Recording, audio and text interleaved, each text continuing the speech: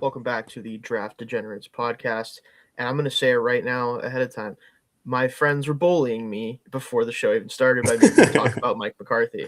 I'm not letting you guys get away with that one. I've now talked about it technically on, I'd say, like 3.5 podcasts because that one didn't start yet, but might as well have been. And It'll come back up. Anyway, that's not what we're talking about today. This is the draft show. I might talk about Steelers draft picks at some point, maybe in a mock draft, but only because of that. Otherwise, not talking about this anymore today until we inevitably do. It will happen at some point. It's like the Raiders. It's going to be like the Raiders now with you guys. Like that's what's going to end up happening now. You get to share our misery. Yeah, now this is my life. Anyway, Dalton, Jake, it's offensive tackle week, and that means we're talking about even bigger boys this week than we did last week.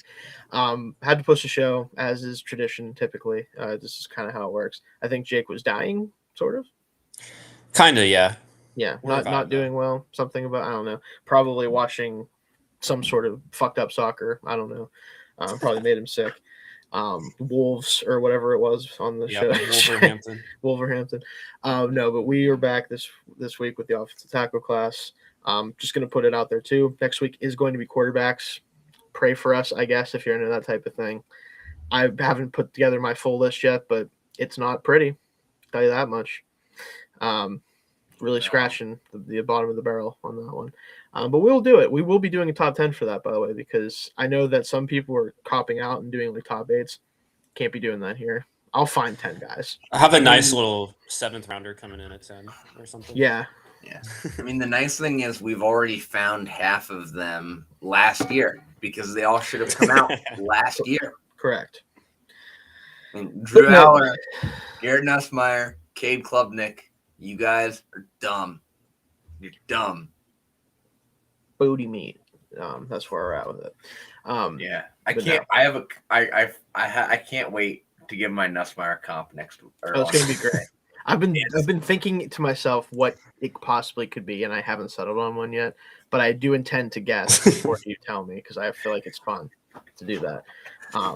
We should honestly, for the quarterbacks, just because it would be funnier, we should try to come up with like a comp. Because sometimes I do that on this. Yeah. I don't always love comps. It just depends on how accurate I think they can be. But yeah, I really think that would be fun if we take comps. Like, don't only for like the 3 through like 10. Like, don't even do it for the top guys because who cares? But, like, well, the top guy is just Trevor Lawrence, hopefully. Hopefully, with less athleticism. Yeah. So that's well, I don't know. The athleticism's.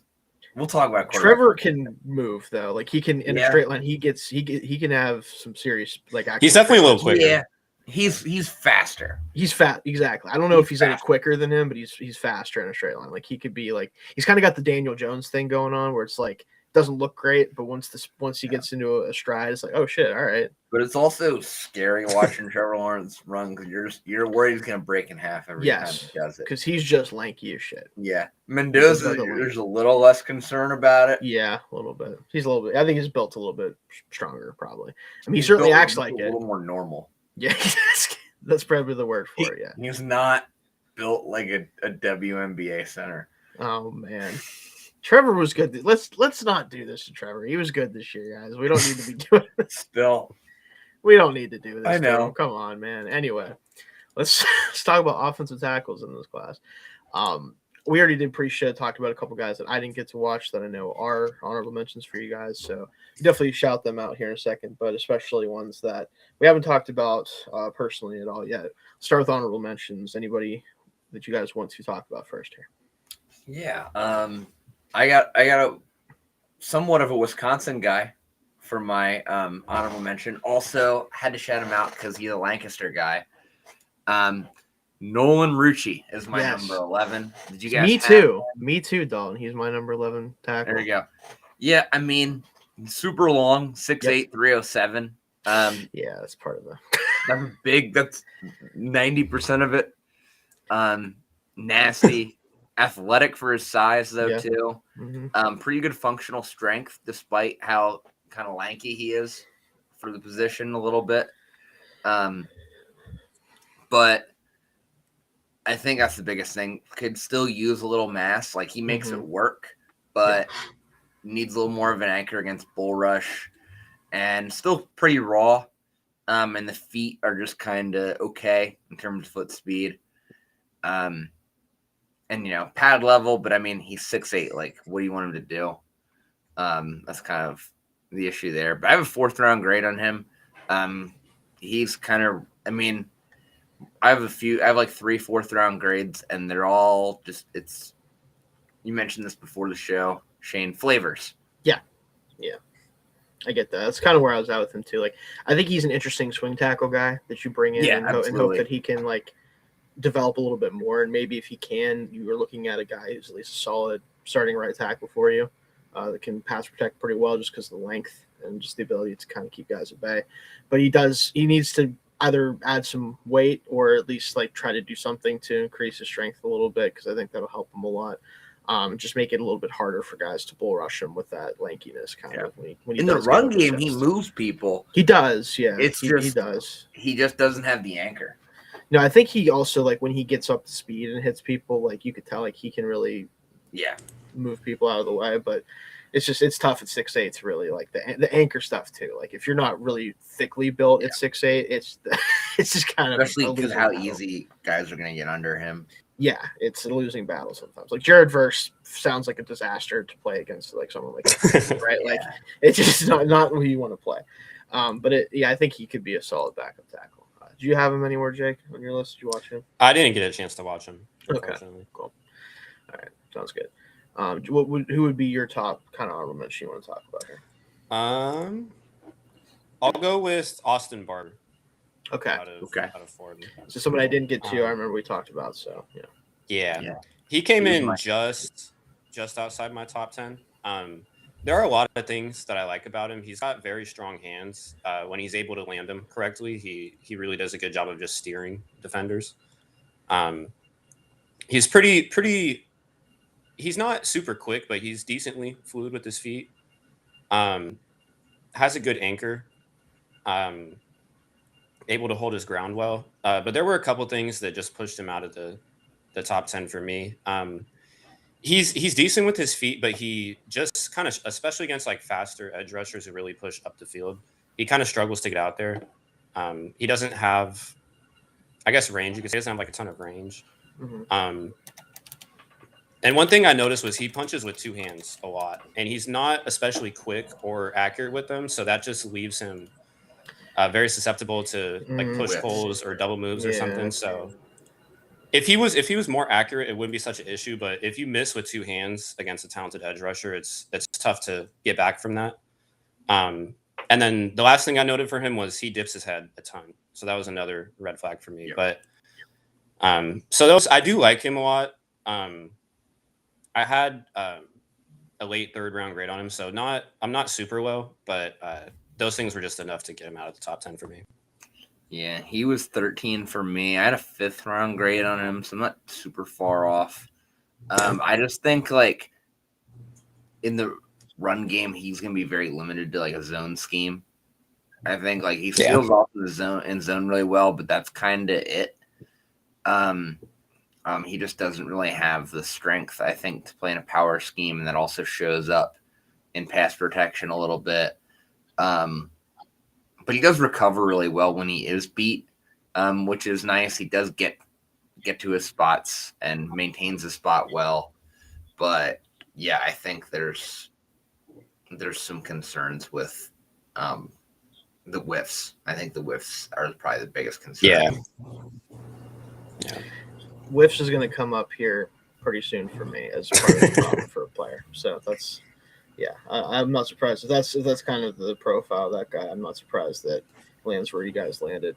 I'll have to watch him probably. There's a couple other guys that I want to watch that I didn't get a chance to. One of them that I didn't even remember to mention might be in your top 10s. I know for a lot of people he is, so we'll see if I missed him or not. But yeah, Barber's one that I want to go back and watch for sure. So for me, the only other honorable mention that I want to throw out that we kind of haven't talked about already, though I think might be in the top 10 for you guys, especially too. The other Penn State tackle, Drew Shelton, was interesting to me. He's number 12, right behind Rucci. Oh, he's 12 for me too. Yeah. He's 6 for me. Okay. I think the problem for him ultimately is he is a lighter tackle. I think that the play strength for me just didn't really sit well. I think he does need to gain weight and gain strength at the next level to hold up against power, especially. But the explosiveness as a mover, like he's a very good athlete. I think he's long enough, despite not being the biggest tackle in the world. I do just think that like there's a certain amount of limitations with his power game right now that if he doesn't clear up in the NFL, which is never a guarantee, I do worry that he might be limited to like being a swing tackle type of guy. But if he can add, maybe 10-ish pounds of good weight and get enough power to hold up against power better from especially power rushers off the edge, I do think he could develop into a solid starting like left tackle type. So yeah, that's kind of where I'm at. Oh, you can go, Jake. Okay.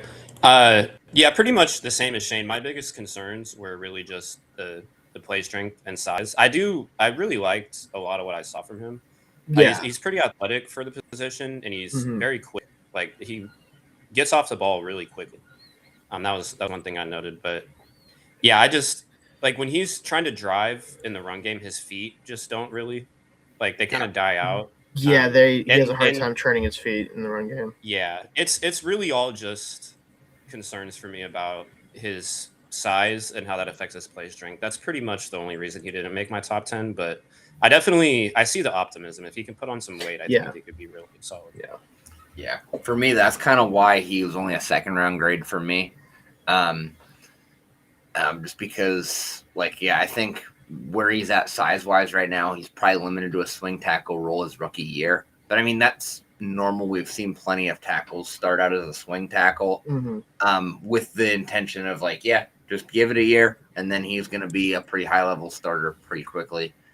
And I just think the quick feet in his pass sets, especially his hand placement. I mean, he's just so solid and fundamentally sound in his pass protection. And then on top of that, the general football IQ is really good, recognizes stunts really well. And I just think it's just you watch him and you're like, yeah, that's an NFL tackle.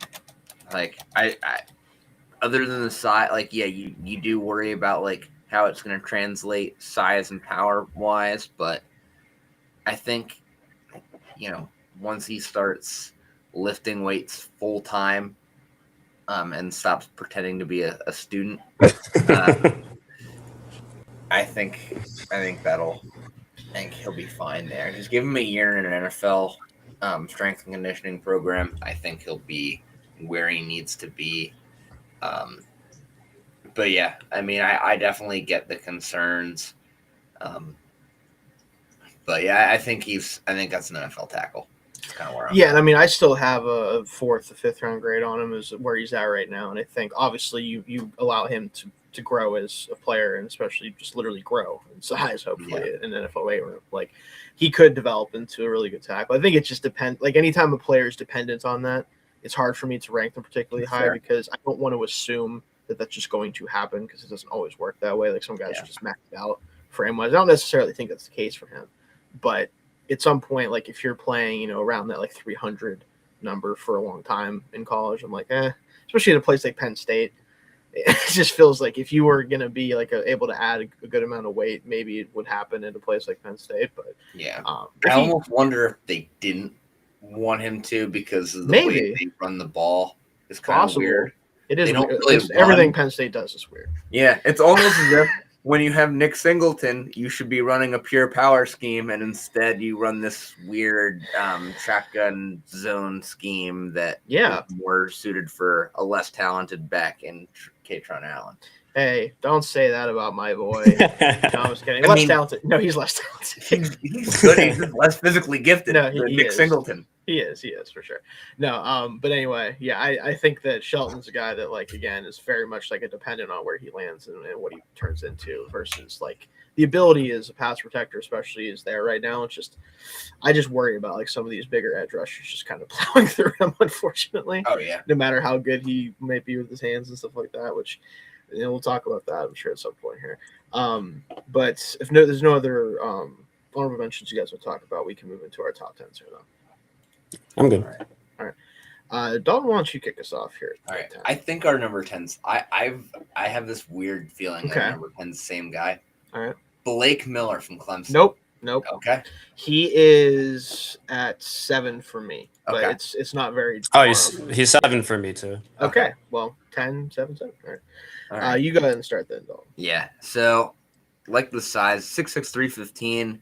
Solid, yeah. He's got good enough size. Like, we just talked about Shelton being a little undersized, like 307. So, he's a little bit closer to where we want to see him. Mm-hmm. Big thing though, like 4-year starter at Clemson, and like a true Iron Man at the position, which is pretty awesome. Like, really consistently out there, getting a lot of reps. He also has great arm length, recognizes stunts well, violent hands. Those are things that jumped out at me. Concerns though, he's got skinny legs. He does this thing, and I'll just jump in here real quick just because I want to mention it before I let you keep going. He kind of does the thing that a lot of centers do when they struggle to anchor a little bit. Is he's really good at kind of resetting his anchor with hop steps almost backwards. Yeah, which like I don't often see it tackle. Yeah, he has super choppy feet. Yeah, and but I think that saves him, and one of the reasons he ranks maybe a little bit higher for me than Jake maybe too for the new Dalton is like I can maybe live with that if that's something he can consistently do, but it's a little weird. Yeah. Like it's hard for me to really gauge. And that's I think my worry is it might work against college defensive end, but at the next level, I'd like that can work against Myles Garrett. I mean, does anything work against Myles Garrett really? But I know what you mean. Yeah. Like Jared Verse, another name I threw him out earlier. Was that going to work against him? Even Tyree Wilson's just terrifying bull rush. Right. Yeah. Right. Yeah.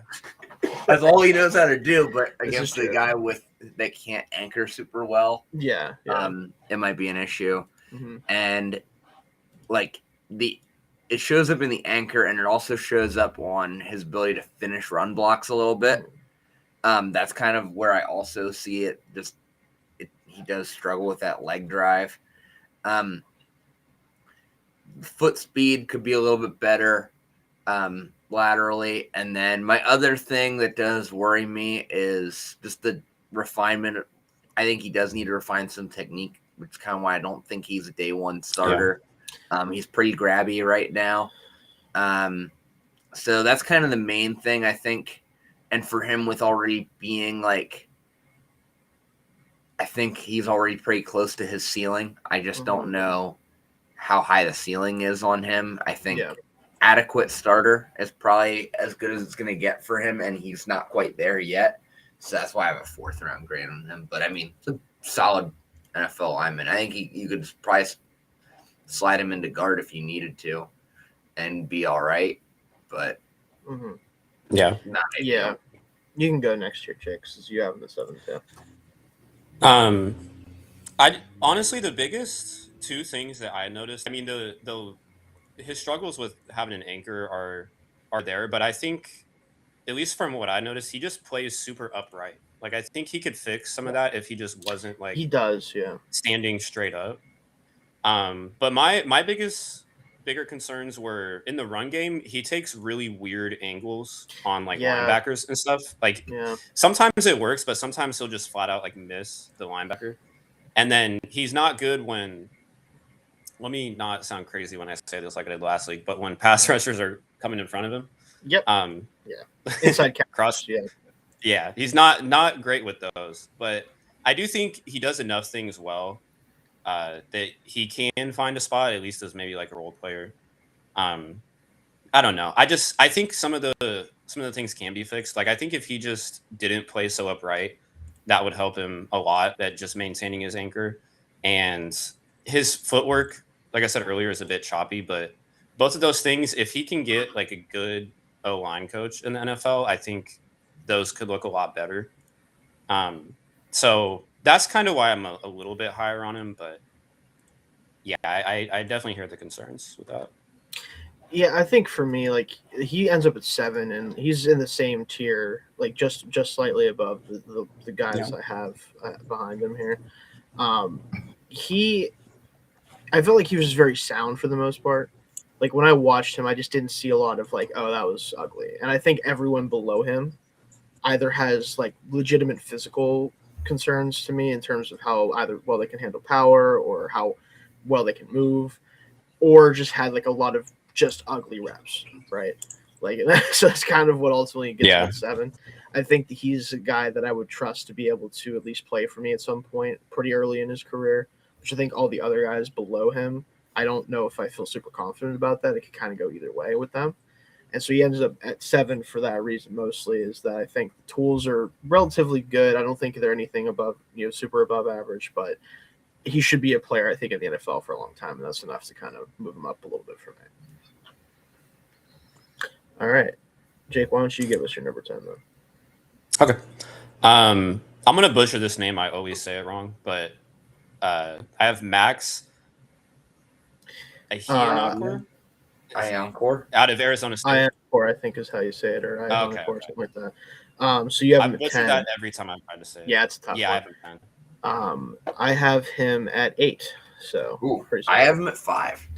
I totally was one of the guys. Okay, so he was one of the guys I was wondering if you were going to have higher Dalton, because I was struggling with where I wanted to put him too, and he ended up at 8 just because I have some concerns that I've seen guys have some of these issues before and it doesn't work, but I also am very intrigued. So I'm not. I probably will not really argue very much with you when you talk. No, I totally understand. But you get Jake first. Yeah, he's probably the most unique player in this position group to me, because he's from Nigeria and he grew up playing soccer and basketball. He didn't play football until 2021. Yeah, he is due to the position. I think that helps him a lot. Like his protection. It helped him, and it also makes me a little bit concerned. Like it's the double-edged sword of it. Yeah. Yeah. Like you could see his soccer background. He's a very he understands angles. Yeah. And he's athletic. Like you could tell that he grew up playing soccer, and then some of the basketball background shines through too. Like he knows how to wall off defenders. He's good with his hands. I have him low because he's just so raw that I'm just worried. Yeah. You could tell but I understand having him way higher on this list, because these are things that I'm not worried necessarily about. I'd be way more worried if it was someone who played the sport longer. I guess that's what I should say. Yeah. Sometimes he just some of it, yeah. Sometimes his awareness just isn't there. He doesn't really know where he's supposed to be. His footwork is a bit iffy, which is another thing new to the position. And then his anchor, that's not great. I think that's another aspect of just not having great footwork and not really knowing where to put himself. Because he is able to wall off defenders. I see glimpses of it being good, so it's not a huge concern for me. But he needs a good position coach in the NFL. He can't go to a team with a bad offensive line coach. And because he's so new to the sport, there was just some reps when I was watching his film where he just has some ugly losses here and there. Yeah. So he's a guy where I honestly could see you having him anywhere from even as high as maybe 4 or 5 to down to 10 on the list. I really, really am encouraged by him. There's a lot of raw things that I'm just a little worried about, so I have him lower. But kind of like you said, Shane, with your list, he is kind of in the same tier as the 6 through 10 part on my list. So it's not really him maybe in 10 isn't a huge discredit against him, but yeah, I don't know. I kind of just need to see it be refined more. Yeah, and I'm going to let Dalton go last year since he's highest on him, because I want to kind of echo some of the stuff that Jake said. He is very, very toolsy. He has all the measurables you want. He's over 6'5". He's over 320 pounds. He's got over 34 inches. Everything from a tools and traits perspective, it's all there.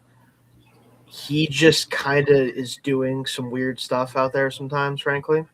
And it kind of looks like sometimes he's just kind of being an athlete out there. And we've seen plenty of tackles suffer from that type of thing. And sometimes they're just so athletic and so just talented, they figure it out. And I certainly think he is in that category of someone who can do that. He is firmly a good enough athlete to just end up being able to figure it out ultimately. And the fact that he doesn't have, 10 plus years of football experience is a benefit to him in terms of people being able to convince themselves that this guy should be, a starting tackle sooner rather than later. But I just worry that like he's just kind of freestyling out there sometimes. I think like the footwork is definitely weird. The whiffs are just they're pretty bad, and he's right above another player that I'll talk about soon for a lot of the same reason. I think he's just a slightly better version of that, and also he plays somebody that's played other sports his whole life. yeah, and sometimes like it's good, sometimes that's bad. Like that. Yeah. It's just sometimes it works, sometimes it doesn't. But Dalton, I feel like you have plenty to say here as well. So go ahead. Curious, what games do you guys watch? So let me grab it. I want I noticed something with him from how I watched him, because I watched him originally for a show back in September. Mm-hmm. And I was mostly watching 2024 tape for the most part, and like early I watched some 2020, and then I watched 2025 tape only. Okay, yeah. I went back and I watched. Did you guys watch the Texas Tech game? Yeah. Okay. Yeah. See, when I watched that game, like originally, like back in September, I had a second round grade on him. Mm-hmm. And then after watching that Texas Tech tape, I did move him up into a late first round grade. Okay. And my reasoning was there was just so much growth over like the last year. Like he has grown a lot. Now I know, still raw, but like he is like legitimately getting better. He's not just like living off. I don't think this is just going to be all he is. I do think he's going to continue to improve, and he is like, you can tell he is working on refining his technique and trying to get better, and not just being like, yeah, I'm huge and athletic. It's going to work no matter what I do. Because at the end of the day, 6'6", 330, and moves really well for 6'6", 330. Indeed he does. Like, it's just, there's just so much potential there. I think that's a big reason why I ended up having to give him a first round grade. And I think now that he is starting to get a little more comfortable, the big thing that I noticed is you're starting to see the power of someone that big start to show up a little bit more now that he's starting to play a little faster, play with a little more confidence, because he knows where he's supposed to be and what he's supposed to be doing, instead of like actively thinking on the job. Like you go back to his tape last year, he's like legitimately like trying to figure out what he's supposed to do as he's doing it, and it still works, but it's like, oh, you could be so much better if you can just learn how to play football. And he's starting to figure out how to play football, and like the fact that he's already where he's at, I just think that there's so much potential there. So that's actually an interesting kind of dynamic then, because you've watched him before this year, or tape from before this year. You have that perspective of like, I've seen what this guy used to look like, and no matter how raw you think he looks now, he was much more raw before. Yeah. So it makes a lot of sense that you're higher on him, because you've already seen pretty serious development from him over the course of a year versus, I've only seen him from this season. So like, I didn't, have a comparison base to make there. So makes a lot of sense. There you go. So again, he might be somebody that climbs up the ranks over time. Yeah. Right? If you haven't check out like just the tape from last year. Maybe that is something to do with him. It's interesting. Like you're like, oh, well, he didn't know how to play football before. It's kind of like the opposite of like, hey, that player was really good in that season, but don't watch this most recent season because he was bad. It's like, I don't know if I love doing that. But if it's the reverse, might have more merit there. So I actually don't mind that at all. Moving on to my number 10 here, Demetrius Crownover from Texas A&M. Ooh. I don't know where you guys have him. I slot him in at 10 because I'm confused by this player. But what do you guys have him right now? I think he'd be. I didn't technically like put a number to it because I only went to 15, but I think he'd be like 16. Okay, where do you got, Jake? I probably same for me. I watched a little bit of him, but not really enough to get a full. See, I watched a good bit of him because I heard about his days at the Senior Bowl being pretty good recently, and I was intrigued by that because I was like, I remember seeing a little bit of him when watching the interior players for Texas A&M. Yeah, that's when I watched. I was like, okay. And I didn't really pay attention to much, but I noticed I'm like, that's a big motherfucker over there. That's interesting. I'll keep that in note. And then I find out, oh yeah, he is one of the tackles that's in this class. Okay. So he's going to go into the category of big giant tackle derogatory. So he kind of is his tape right now. I'm not going to lie. It's kind of all the stuff that you expect from somebody who's, over 6'6", over 330 pounds. Doesn't move particularly well, but he's just a load to get around legitimately. Just kind of, he has built-in kind of pass protection just based off that. He has the length. I think he generally knows what he's doing. I think he can do a good job in pass pro because of his size. And his mentality in the run game allows him to definitely move people at that size too.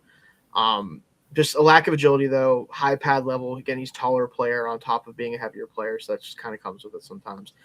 The counter moves, and sometimes if you get a good bull rush on him because he gives up his chest, no matter how big he is, he can still get moved backwards, which is just not ideal. But someone this big, and I do think he does have some tools to work with because of that size, and he's played well against tough competition at the Senior Bowl. Like, I do wonder if he's a guy that maybe just needs some more time to develop and maybe even needs to lose a little bit of – I still think some of these guys who are the bigger tackles, if they just come down like 5-10 pounds and can get a little bit more of that foot quickness to help with like inside counters, especially because he just gets beat across his face too much right now, especially on his tape. Notre Dame tape was really rough for the most part. Again, you're facing a really good defense, so that makes sense. But yeah, he's an interesting guy. I slotted him in at 10 just because I felt like I had to put him somewhere in the top 10 for now and see if he can continue to do well in the All-Star circuit and see what it looks like. But interesting guy for me. Yeah, I mean, the one thing he has going for him is he's a converted tight end. Yes. Still very much learning the position. Yeah. But man, I just don't know how long it's going to take. And unlike Anchor, where I think where like there's very clear development. Yeah. I don't know if that's there as much. And also, like, he's not as athletic. And I just kind of worry. Now, he is still, like, pretty athletic because, again, he does have that tight end background. The agility is just You draft him and you hope that he's ready to contribute in 3 years. That is part of the problem with a tackle like this. Yeah, it's like you just don't know. It could go either way, frankly. And the fact that he's shown better stuff at the Senior Bowl makes me think that maybe he's starting to click a little bit because of the fact his tape, it just this past year wasn't anything to write home about, but he's getting a lot of hype for that reason there. And sometimes you'll see that with offensive linemen where, like, if they show out against good competition at the All-Star events, like, it shows that they're starting to grow a little bit more. But if he looks like, let me put it this way, if he looks like he did for a lot of his 2025 tape as a rookie, if he has to play at all, it probably won't go very well. Like, that is just 100% the truth. No, so, like, I very much a developmental player. Yeah. Yeah. Swing tackle, like, probably his first sixth offensive lineman, run in a straight line, please kill someone. That's his job probably for a while, which that's a job now. Maybe forever. Maybe forever. We're being honest, like, but that's kind of a job now for a lot of teams. So maybe it's okay. Yeah. But especially for taking them, middle of day 3, which is kind of where I kind of think is probably the best place to take him. On him as well. Yeah, I have 5th for him, so like it's kind of is what it is. That's interesting that you have him at 10 and I have him at like 16, and we're around apart. So I feel like all the the back of the top 10 and further tackles are all going to be like, I'll take that dude on day 3 somewhere. Yeah. That's just what it is. That's just what it is in this class. I feel like I'm interested to watch some of the guys that haven't gotten to. But yeah, that's the feels what kind of like it is. Like after you get past like 9 for me, and it's only because that guy honestly should be a day 3 pick too, in my opinion. If we're just going off of like how bad it could look potentially, but he's just so athletic that I'm like, I'll give him a shot at the end of day 3 or at the end of day 2. But we'll get to that in a minute here. Speaking of number 9s, we have not said any of our number 9s. Jake didn't get to talk about. Oh yeah, if you want to talk about him at all, Jake, I know you were similar Dalton to him. So. Oh, I didn't watch really enough of him. Oh, okay. Oh, okay, that's fine. Yeah, that's right. You said that. So I'll just stick with it since we're moving on to number 9 here. Talk about this player, Isaiah World out of Oregon, number 9. Oh, he's my 9 too. Okay. He is. I'm worried. I'm worried who I'm missing. Okay. Because he's 7 for me. That's not a big difference. No, that's not. No, but like my 9 and 7 are not far apart. Yeah. Yeah, they're not. We've already hit my 5, 6, and 7. Oh, there's going to be some differences, I'm sure. There's one player, Yeah. like I said, he might not even. I don't even know if you guys watched him.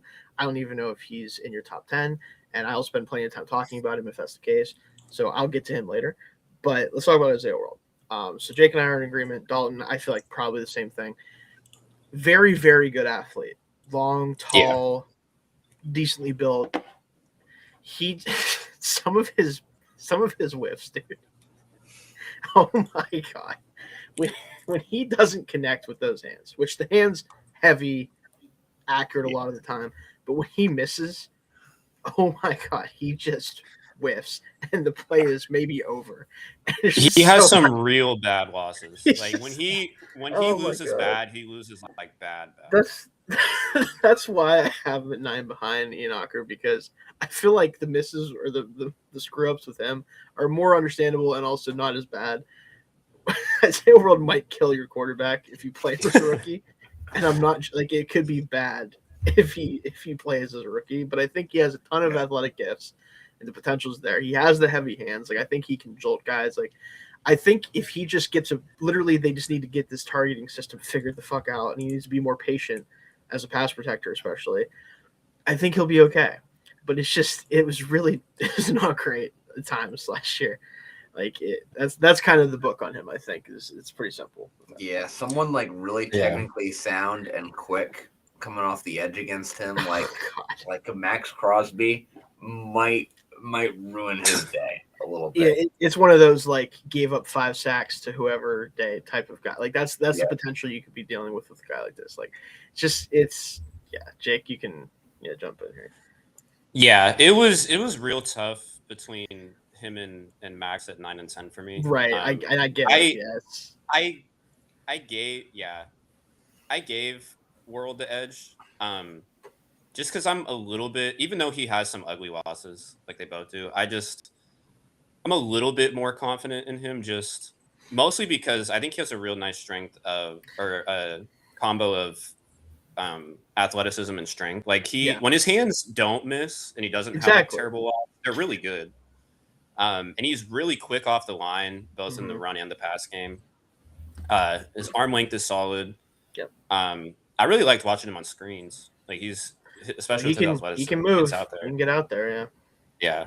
But yeah, I mean, he has some bad losses, and when he loses, it's real hard for him to recover from that. Like he's not great once he loses or like misses a punch or loses a step or something like that. But I didn't have too many concerns about him. I mean, he can't have losses like that in the NFL, obviously. And I'd like to see him find a way to die a little bit more slowly.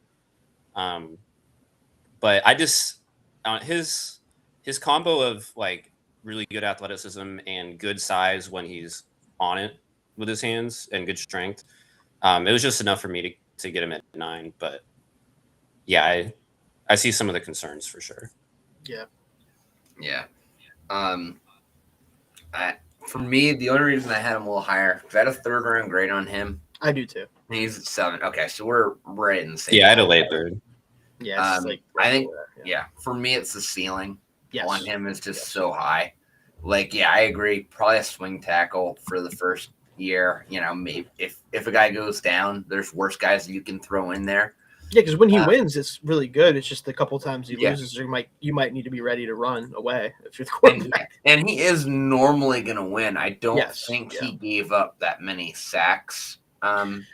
No, I think Moore was very, especially this past year. I think Moore is very well aware of like if he loses quickly, I need to be prepared for that. I need to run. I need to run for my life. Like I think he understood that like most of the time he can feel pretty good about it, but he probably wants to take a little glance over there sometimes. Like, all right, he's good still. I mean, he's technically over the last 3 years of college, he's only been credited with 4 sacks allowed. Yeah. Now 2023, he did have 11 hits. He had 5 this year. So that's where that shows up, I think, a little bit. Moore did do a good job of getting away from a lot of those too. I'm not gonna lie. I saw that multiple times. He's like, and then just took off. I'm like, he knows what's going on.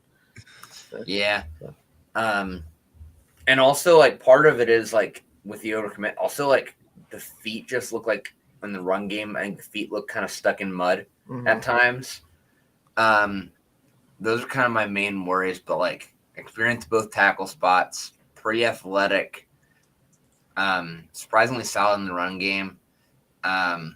Just at times just doesn't keep his feet moving. I think he struggles with leverage just because he's taller Yeah. too. So sometimes he has a hard time keeping his feet like in a position to be able to drive them, opposed to getting kind of locked out. But the hands, man, like those violent hands, like that's just there's a lot to like there. I think I have him right behind Shelton just because I think Shelton's a little further along. He definitely is, yeah. That's kind of why I had him where he's at. But yeah, with Shelton, I'm more worried about him getting killed than his quarterback necessarily getting killed. Yeah, it's kind of the opposite with Isaiah, where it's like, man, that you might not even barely get touched by the guy that's about to get your quarterback because you just whiff. But no, he's certainly an interesting guy. Like if he's on the Eagles or something, probably going to be fucking great because they'll be like, oh hey, don't do that. Honestly, a comp I was thinking about him. Now it's different size, but like a comp for career trajectory, I could see as like a Jordan Mailata type. Yeah. Where it takes him a minute to like lock down a starting job, but then once he does, once the light turns on, so yeah, he's certainly an interesting guy. So I'm glad we were all sort of in the same range with him because I was like, God, this guy he's really good, and then all of a sudden it's like, oh, that's not good. You can't put that on tape, bro. That's not. Yeah. It's like I've experienced this with Broderick Jones in his NFL career, where like he will play. Oh yeah, have just some unbelievable reps sometimes, and then he will just get dusted so goddamn quickly that I mean, Lamar Jackson couldn't run away from guys. How quickly Broderick Jones loses to guys sometimes. It's the same type of problem.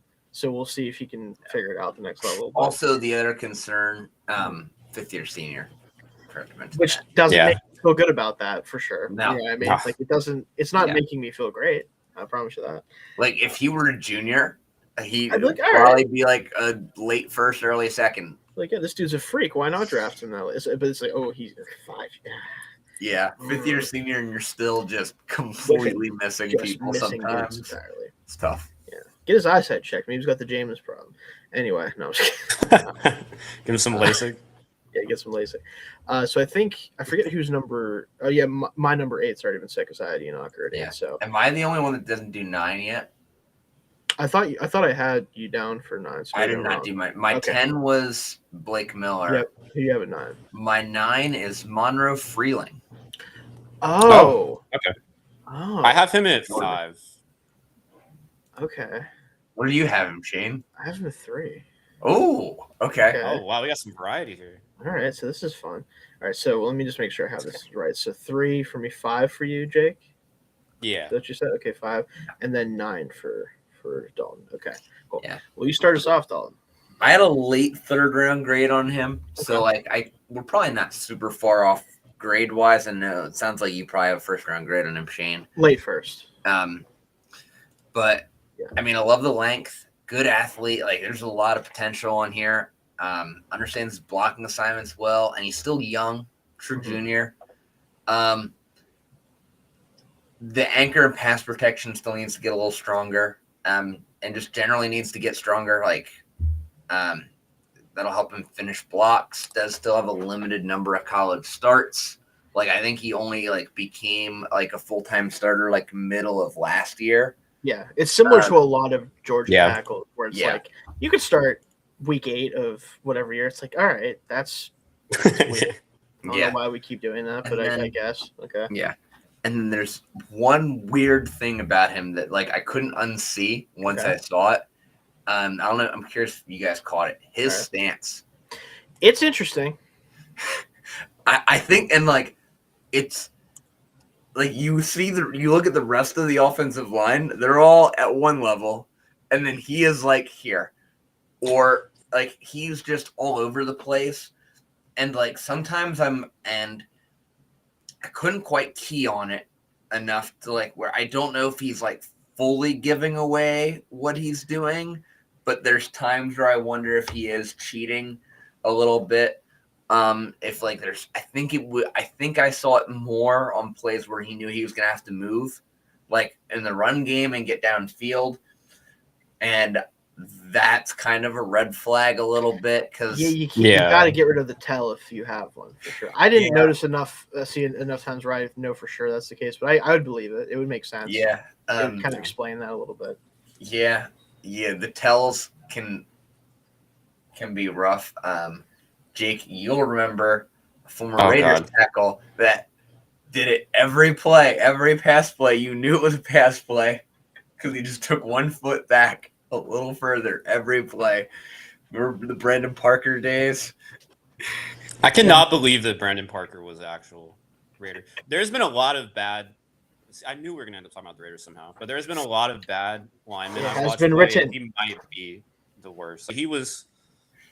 He was the worst I've ever seen until I watched Stone Forsyth play. He was one of the only players that I've watched in the NFL that like literally would tell you the play every single time, and like the Raiders just never were like, "Hey, stop like doing that." Stop like, doing this. Yeah, I don't think. To be clear, I don't think Freeling's that bad, but it was worrisome, and it was one of those things that I think I just fixated on too much, and I probably dinged him more for it than I needed to, but like it was one of those things where it just pissed me off. I get it. I can understand why that would be. Yeah, I can't blame you, but it's like last year when Savion Williams wouldn't block, and just mad at him. It's like that dude's probably not going to be blocking a lot just because he's like the ultimate like designated touch guy.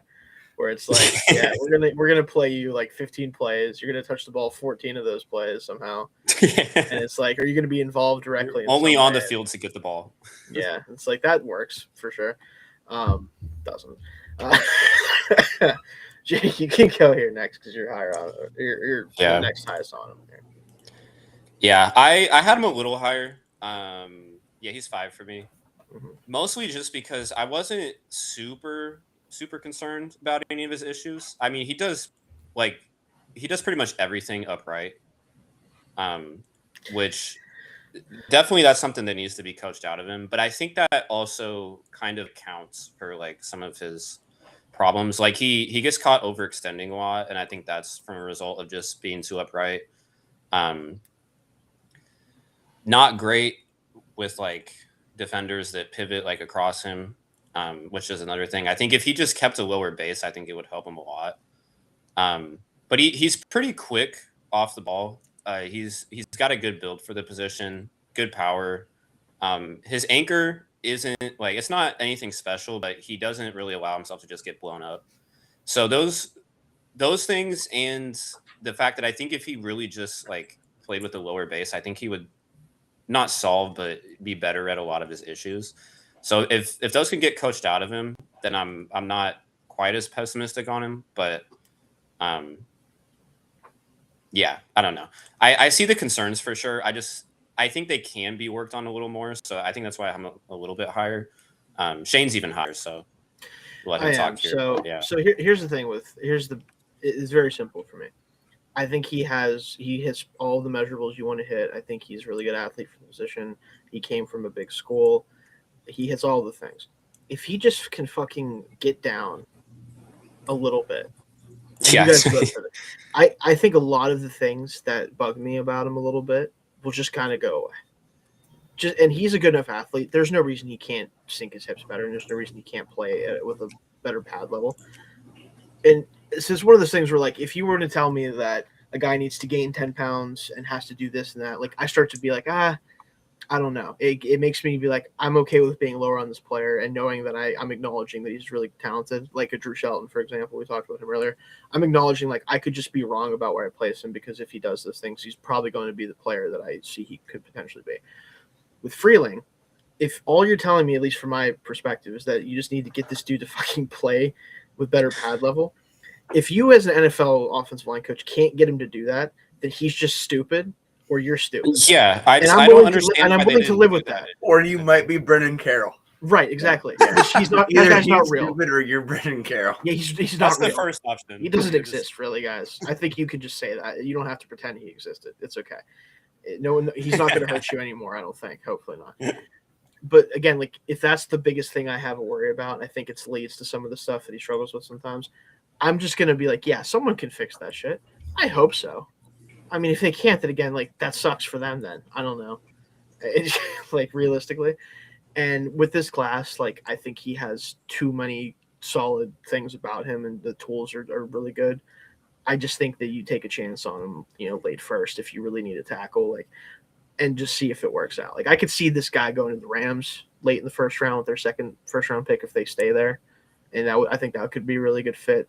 Could maybe have him try to play right tackle for Havenstein, who's kind of getting out. I think getting up there might not be back, something like that. I think a player like a team like that could really use a player like him to help settle things down and then see if he can keep going from there.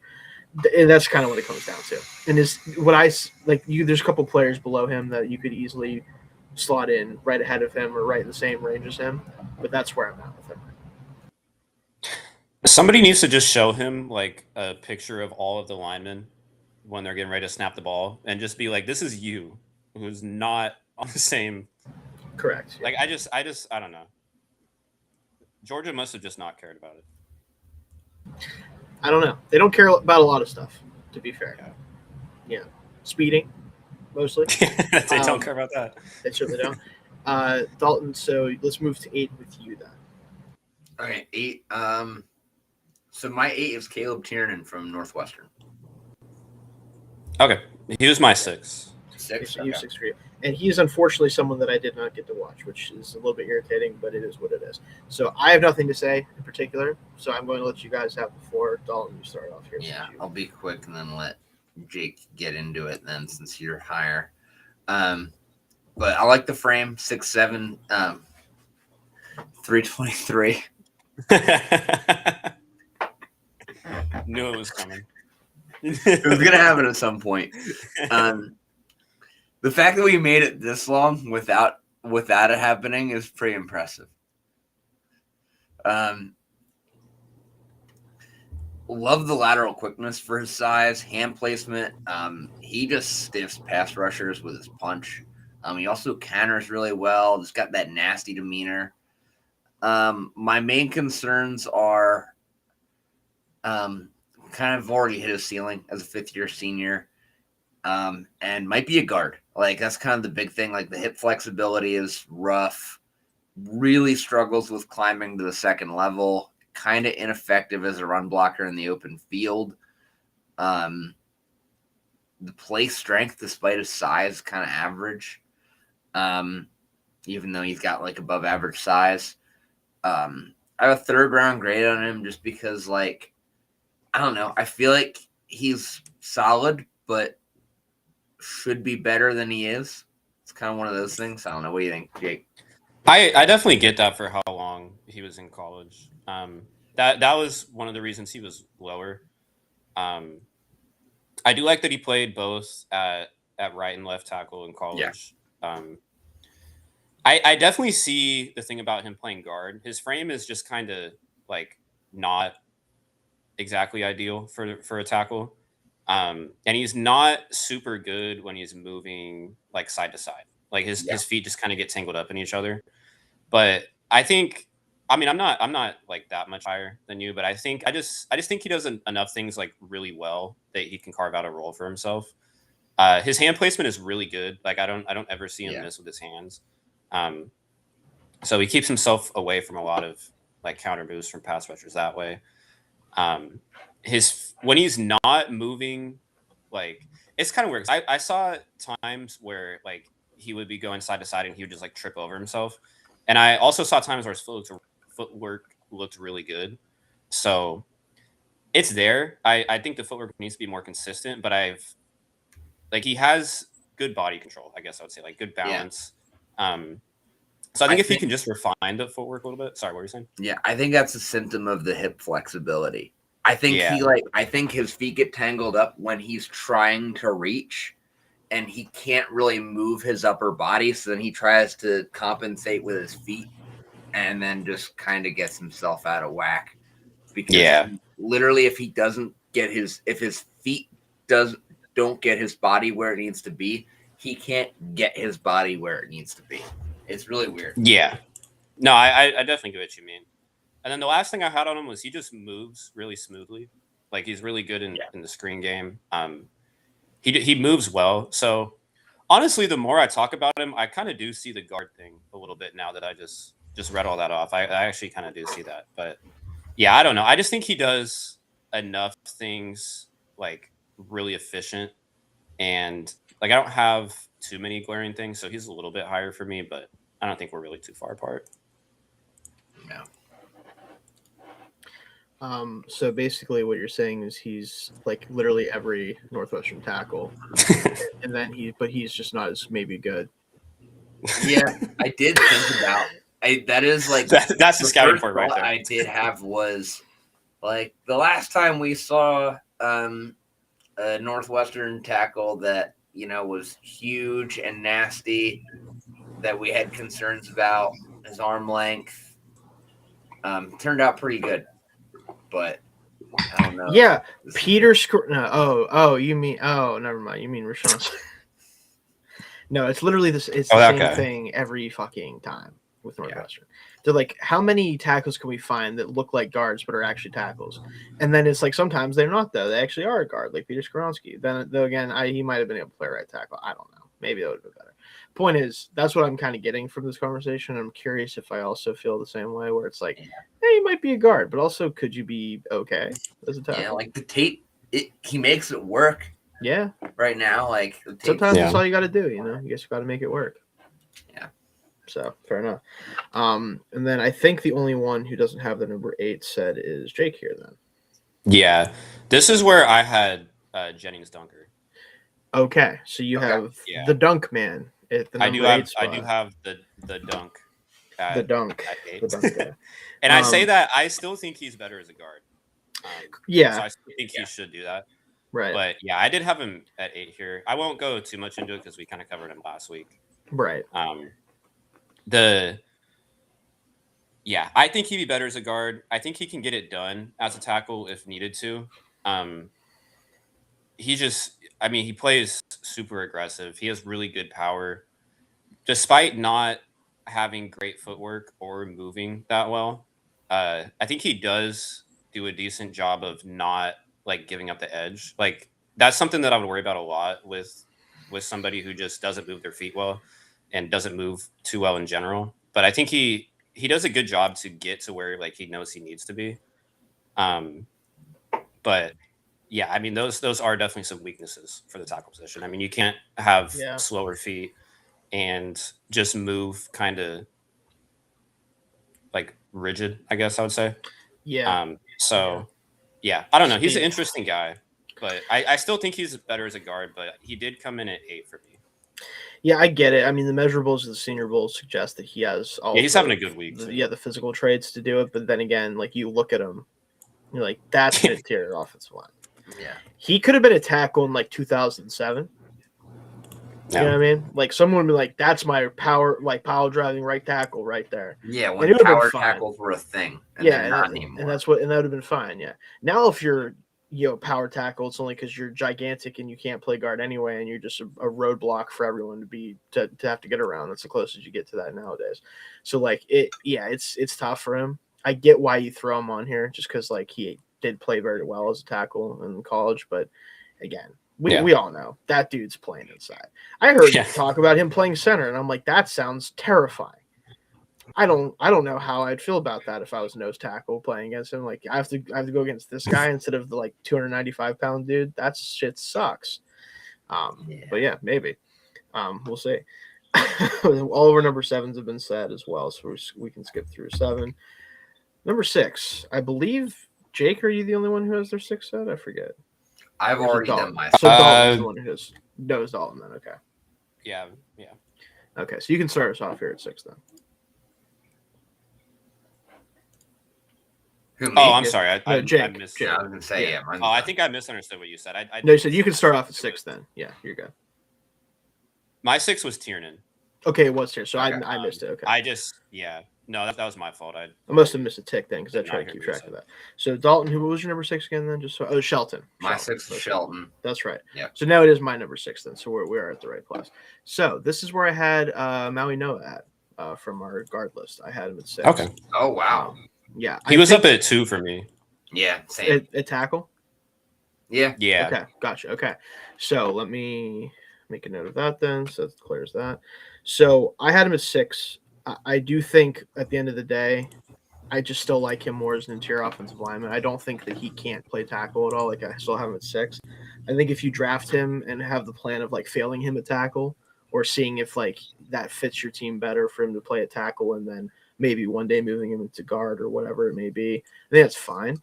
But I still view him as a guy that could be a Pro Bowl guard pretty quickly potentially. And as a tackle, I think he'd be a solid but unspectacular tackle long term. So, I mean, that's kind of I've talked about him last week. I think Jake, you did too, if I'm not mistaken. Yeah. Like that's where I'm at with it.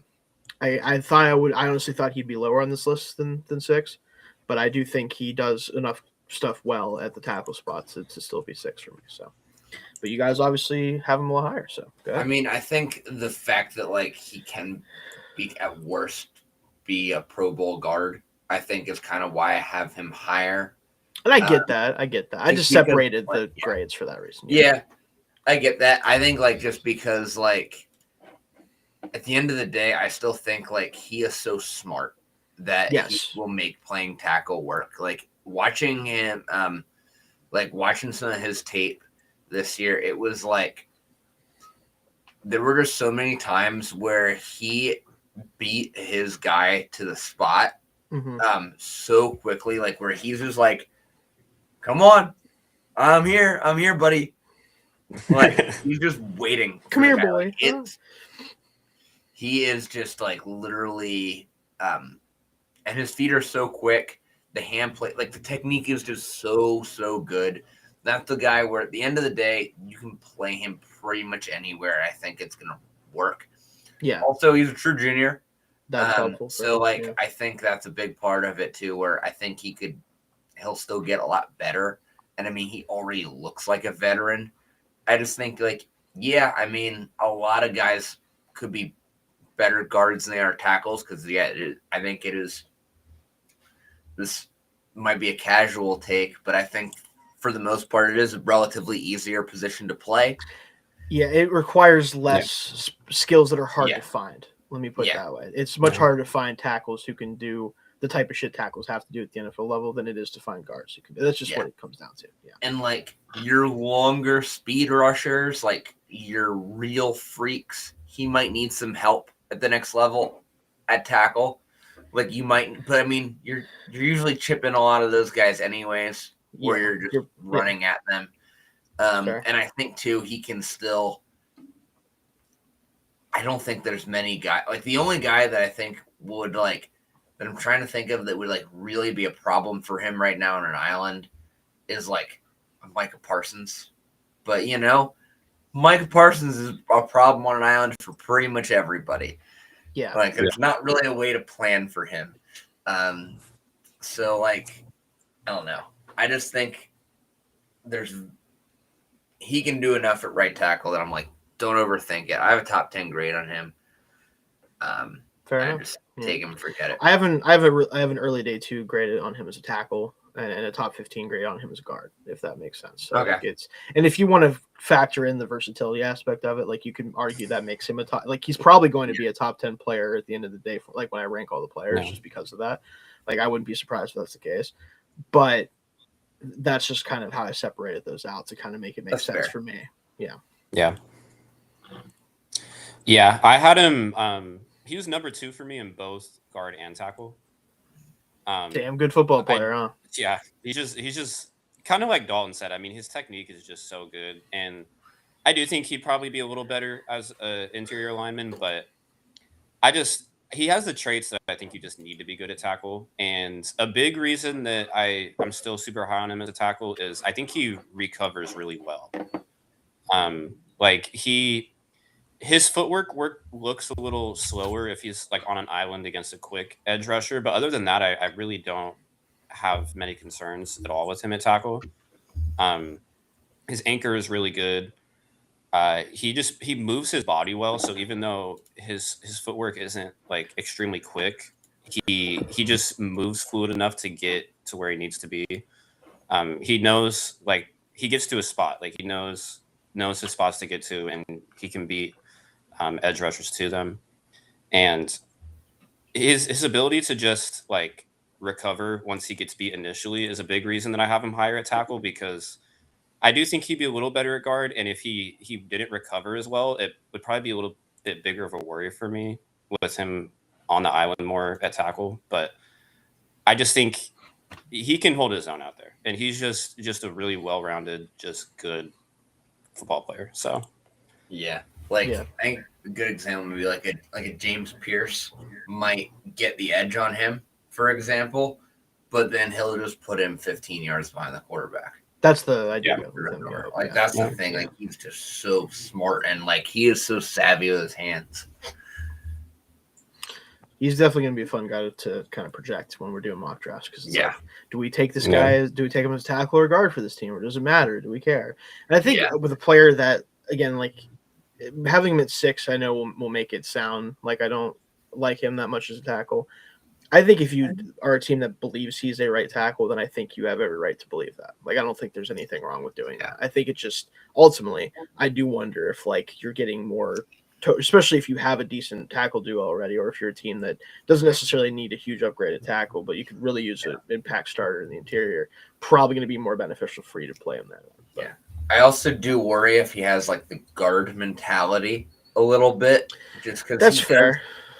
Feel like I do think, like you mentioned it last week, it is very much like Will Campbell. Yeah, it is. But then it's also like situations like, don't overthink it. Draft him, play him at tackle where he's comfortable, at least right away. Figure it out figure it out from there. Yeah. And he's a football player you should want on your football team, and I don't know if it really matters that much where you play him ultimately. Right? Yeah. Like, it just whatever actually works, frankly. Like, if you think it's going to work better, whatever, then do that. Like, that's definitely a guy you want in your meeting room. Yeah. And put Isaiah World in there too. Maybe he could teach him how not to absolutely just miss his entire guy. Teach him how to not have the worst reps. Ever. There you go. So my number 5 guy, because I think I'm the only one who has the number 5 not set at this point. We already did mine because mine was Max Yankor. Yep, and I'm pretty sure I got yours, Jake, too, because you were. Mine was Freeling. That's right, Freeling. So this one I feel like is going to not make Dalton upset, because it's going to be very close where he has his player, but based on his little tagline today, Caden Proctor. That's where I have him too. Okay, so you have him at 5. Okay, he's my. You don't have him at 5. You have him at 4 then. I have him at 4. Yeah, right, sorry. Yeah, okay. And what'd you say, Jake? 4 also. Okay, so never mind. We're actually right in lockstep. I like Caden Proctor a little bit more than I thought it would. I think that there are some very clear disadvantages that he has because of his just absolute massive size. And ironically, there's a player that I have a little bit later in the show that I'll talk about soon that I think is similar, but I think more refined and more ready to play. And that's why I have him at 2, and we'll talk about him a little bit later. But I do think Proctor is a really, really high upside, just like if he can not be Mekhi Becton, basically. Like, that was literally what I was going to say. Like, if he's just not Mekhi Becton, I think he'll probably be all right. But if he's like him, might have some trouble. But I will say, I think his size is less of a detriment to him than it was for some guys like him, like some guys like the Bectons of the world. And I think he has a surprising, and this is the biggest thing, is he's listed at 366. I think he doesn't really look like that. Not in a bad way, but I mean, like, I think he looks better built than someone who's 366 pounds. That's what being 6'7" will do for you. If he's actually if he's actually 366 and moves that well, right, like, that's terrifying. Yeah. And like the lateral stuff, still, again, can you expect a lot from somebody who's listed 366 pounds? Yeah. It's not as good as a lot of other tackles, but it's certainly good enough for someone who might be 366 pounds. I think he's probably like 350, if I had to guess, which is still huge. And downfield, terrifying. Scary. Because he does get downfield pretty well. He does. He wants to hurt everyone. He really does. Like, it's really fun to watch. I just, again, solid movement skills for his size. The upright stance, again, he's 6'7". It's going to happen. He can get knocked off balance a little bit because of that, I think, sometimes when he's trying to move through traffic. Can dip his head in the run game and miss his target. Not as bad as like the dip and miss that the world will do in pass protection, but sometimes it's just kind of like he's just kind of lunging at shit. And if I was that big, I'd be probably trying to take dudes out by lunging them too. So like I can't really be that mad at him, but like would like him to clean that up a little bit. I mean that again, lack of overall foot speed compared to like normal size tackles obviously is the thing. Sometimes you can give up his outside shoulder and also the inside counter is too quick for him sometimes. But again, we're talking about his I'm not gonna say his height again. We know how tall he is. 350 plus pound offensive tackle. Like that's probably gonna happen to him sometimes. So I'm not gonna sit here and be like, oh man, the 350 pounder can't always stay in front of edge rushers when they're getting an inside counter. And I'm like, yeah, he's probably not going to do that all the time. Like, yeah, so he's a fun player. I think in the right scheme, the right offense, he could be a weapon, especially in the run game, I would say. So, yeah, I'll let you go, Jake. Okay. Yeah, the upside is real with him, for sure. Like his frame, as we've already mentioned, is just huge. There are some hits that he made when watching him where I just like physically like winced for the defender. I was like that. I could feel it like through the screen. His anchor is really good. It's obvious with the size. Yeah, not surprising. I don't know. Like he just has some weaknesses that I just am a bit concerned about. Like there's a lot of times he dips his head like right after the snap, like as he's trying to get in position, and sometimes he just ends up in the wrong like spot or just has bad leverage because like he'll dip his head as he's getting the pass protection or something, and then he'll look up and the edge rusher is not where he was expecting to be or something. Like it's not a huge issue, but it was just something I noticed. Like he'll get out of his stance and kind of dip his head sometimes, and then he goes up into his upright playing style, which was something that I noted. But again, with his size, like it's not like how low is that guy going to get, you know? But the dipping the head thing, I was a little worried about because it just like sometimes guys just aren't where he expects them to be when he looks up. So that'll be something that needs to be fixed. But his upside, again, for me was just like, that's why he couldn't get in the top 3 for me. But his upside, it definitely is real. I mean, somebody with that size that moves pretty well for his size, I think. It's hard not to be like encouraged by all that. So I don't know. I don't want to say boomer bust because I don't think he can really bust like that bad. Like I don't think he'll be anything like that. But I didn't say anything. Can't believe it. As soon as I said it, I was like, oh man, it's back to back. We're children. Anyway, no, guys. But yeah, I don't know. Like I don't want to say boomer bust, but I am a little bit like worried about him. But the upside is kind of gone. There's a level of like I think he's probably gonna at worst you might have to just stick him at guard and say deal with that, have fun with that for a while, and just see if it works. Him as a pulling guard would be terrifying. Yeah, I would get out of the way. Yeah, just dump trucking linebackers to hell. But no, I think that he has a really solid floor for sure, even if he might not reach a ceiling. But go ahead, Dalton. Yeah, this is one of the weirder prospects. And I feel bad for the guy a little bit because I feel like what happened is he was a highly touted recruit and he got labeled as a bust after his freshman year because he gave up 12 sacks. Not a great year, but it's a freshman year. So yeah, but he was also an 18-year-old playing in the SEC. It's usually not very easy to do. Yeah, that's not easy to do. Generally speaking, yeah.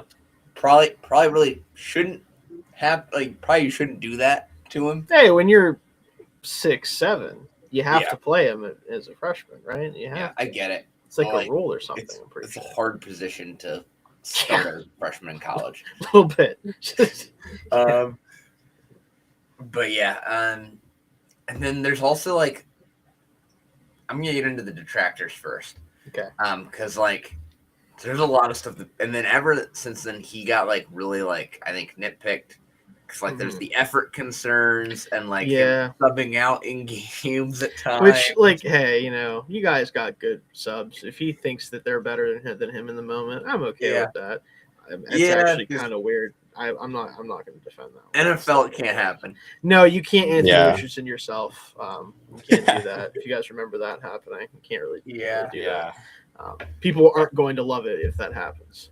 Yeah, no. And then also like the whole like Iowa stuff is weird too. Yeah, that's right. Like he committed to Iowa and then decommitted when he found out Saban was coming, he committed and then just decommitted at the last second to go to Alabama. And then after Saban retired, he enrolled at Iowa. Mm-hmm. And then ended up, after DeBoer got hired, and I don't know what happened, he ended up unenrolling and going back to Alabama before like ever actually playing at Iowa. Yeah. It's just weird stuff like that. He just gives off like the vibes are definitely like there are some potential like bust vibes. Yeah. And I get that. And I do think like people just think about Mekhi Becton a lot with him. It's kind of hard not to, It's because how many hard guys can you comp Caden Proctor to ever in the history of life? Like, there's just not a ton of dudes who fit that category. At the end of the day, like since his freshman season, he's way better. Yeah. And he's also he's gigantic, moves really well. I mean, like, it's not the same player because he moves a lot better than this guy, but like, I was very high on Nursery last year. It's kind of the same type of thing. It's like the guy is enormous. It'll be okay. Like, he'll be fine. And that's kind of where I'm at with him. Like, that's a start. Like, he's going to be a okay starter in the NFL somewhere. Probably. At some position. Yeah. Just by default. And so that's why I have like a first round grade on him, because that's the worst case scenario is he's a replacement level NFL offensive lineman. And you know what? Worst things you could be. And like ceiling is obviously all pro. Also, 5 carries. Yeah. One of them for 11 yards. Which, like, I'll tell you what, like, there is a world where like someone uses him as like the 6th offensive lineman on some plays. Just because, like, if you do just like you could still start him at right tackle and then just on some play when you do have your 6-0 lineman packages, move that guy to right tackle and make Proctor your tight end essentially. Yeah, and it's kind of terrifying. Arthur Smith is salivating right now. Yeah. Oh my God. Unfortunately, he'd have to transfer to Ohio State and not enter the draft in order to. Oh, that's right. That's where he ended up. Yeah. Yeah, he didn't get the head coaching job for the Cardinals, I guess, which is hilarious that he was in consideration. Yeah. So. Wasn't he already the Titans head coach, or was he the offensive? He was the offensive coordinator under Vrabel. Yeah, under Vrabel. Gotcha. Yeah, but now he's been banished to Ohio. Where he will have that run game. He'll get probably. Yeah. It's going to be great for them. Yeah. Maybe he'll get the Chip Kelly experience where you can get back with him. Oh yeah, maybe. I was joking that I forget where I joked with it. It might have even been on the show yesterday. I couldn't tell you that Arthur Smith saw Jay Smith on Ohio State's roster and signed immediately, not realizing it was Jeremiah Smith and not Johnny Smith. But I did see as soon as he went to Ohio State, I saw a bunch of people being like, "Does Johnny Smith jersey swapping Ohio State jerseys on Johnny Smith?" It's listen. The pain at this point is so deep that I can't even be bothered by it anymore. It's too much at this point. I can't even do it. All right, let's move on to. I think I'm the only one who has number 4 left too, right? Yeah. Yeah, Proctor was my 4. Okay, so I'm assuming this player is either 1 or 3 for you guys then, because I think that's the only place he could go. I would imagine it's 3. Caleb Lomu. Yeah. Yeah, he's 3 for me. Okay, so that takes care of 4 and 3 then. So let's talk about. So he's 4 because he probably would be 3 if I didn't watch a player late and liked him way more than I probably should, and we'll probably get booed for it at some point. But that's okay. We'll talk about it. He's number 4 for me. He again late first round grade for me on this guy. I think he kind of is like, what if I thought Drew Shelton was better? It's kind of the same conversation of like, if he gets a little stronger and can just the play strength is a little bit not there at times. I think personally better than Shelton, but not a ton better. I think he'll be a really, really good starting left tackle for a long time. But there's a little bit of like, is he just going to end up being a little too small? I don't know, like a little too just not able to handle power as well as I wanted to. That's kind of what it comes down to. Like, there's not a lot to talk about with him besides that, frankly, to me. I think he's a pretty clean prospect otherwise. I just realized something and I might have screwed up. What? So I have him at 3, but I'm realizing that when you made that Shelton comparison, I'm wondering, do we as a society have Lomu higher because he played in the Big 12 and Shelton played in the Big 10? And Lomu just looked more the part playing in the Big 12 because he was playing a slight step down in competition all year. I mean, I'm not going to completely discredit that idea. I don't think it's impossible, but I did like his tape a little better than Shelton generally. So I think that, again, it's not like Shelton's problem for me was that I didn't think he was as good as Lomu is, and also I think I'm less convinced that he's going to add good weight and also get better power than I am with Lomu. But it's the same kind of argument, I think, in a lot of ways. It's just So Lomu also didn't play Iowa, Ohio State, and Oregon. This is true. Yeah, there's that element of it. Yeah. I'm wondering that, but yeah. Sounds like a rewatch time for Dalton. Yeah. Yeah, that'll be in March. So unfortunately, I started this by giving Dalton an existential crisis. So that's never what my intention is. That sucks. But so I guess you go ahead, Jake, and talk about him now. Okay. Oh. Yeah. Go ahead. Oh boy. He's pretty close with the other guy that we'll talk about on this list for me, but Mm-hmm. I had him a little lower just because I think his concerns are a little bit more real, I guess. Yeah, I guess that would have been a word I could have chose. I was doing that word never entered my brain. On concerns and concerning. I just wanted to. I don't even think you necessarily should have said it. I just thought it was funny. But yeah, the biggest thing. Well, not the biggest thing, but one of the bigger things that I liked about him was how well he recovers. That was one of the first things I noticed. So that gives me a lot of faith just off the bat. But he has a pretty well-rounded skill set. He moves really well. Yep. His footwork is good. He moves his feet quickly, which helps him sometimes because one of my concerns was that sometimes he just doesn't find his spot. Like especially in pass protection, which he recovers well from. He does. It is weird. Yeah, his feet are quick enough, and he recovers well, so it's not a huge issue. But he just like puts himself in inconsistent spots. Like when he drops into pass protection, if you watch 5 plays like in a row of his film, like 2 of them will just be like he'll just be in a different area than. Like I don't really know how to explain it, but I started to wonder if Utah's offense is just fucked up or something. Because like he'll do shit where I'm like, what was that pass set? Yeah. What was going on here? Yeah, because I'm like, you do normal pass sets most of the time. So what is this a quirk with the offense? Like, what's going on? He takes some weird routes to get there. Yeah. I don't know. And then his play strength, just especially in the run, like he's just not very. It's not a huge issue, but he's not gonna like. It's kind of giving Odin a little bit, Dalton, where it's like it feels like he's just like he probably could do it, but like I don't know if he wants to do it. Yeah, he's not very punishing in that way. So I think those concerns were a little bit more real than the ones I had for the number 1, who I think will all probably the presumptive number 1. Yeah. So. A lot of upside, obviously, but those are just the reasons he wasn't like my number 1 or 2. Yeah, and I've been thinking about it more. Like, I definitely think he is better than Shelton. I've gotten over my existential crisis. That's good. I'm glad to hear that. You can revisit it later. Is there? Yeah. The pass protection technique is just really good. And True Junior, I think, is a big part of like why I think the better frame overall. Yeah, too. Yeah. But I'm definitely with you on like the need to like be more punishing in the run game.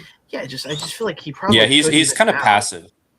Yeah, he could be now. I think a little bit, but the the tenacity just isn't quite there. Like, Yeah. It's weird with that because like I'm like, how much is that like what he's asking? What I have trouble figuring out with him is how much of it is just not having the strength in his lower half and not just incorporating his lower half. That's right. And it's like, well, that's a unfortunately huge difference that might probably break his fucking career, which that sucks, but whatever. No, it's interesting. So my number 2, because both of you said your number 2, and this is why I'm like, I'm hoping you guys just didn't watch this player, or I might just be on actual drugs, and I'm hoping that's not the case, because I didn't hear a lot of people talk about this guy very much, and then I decided to watch him because there's some people I saw were relatively high on him, and there's something about the way that he plays and the style. Markel Bell from I have the other so tackle. I have seen him ranked very high, but I have not watched him. I have not watched him.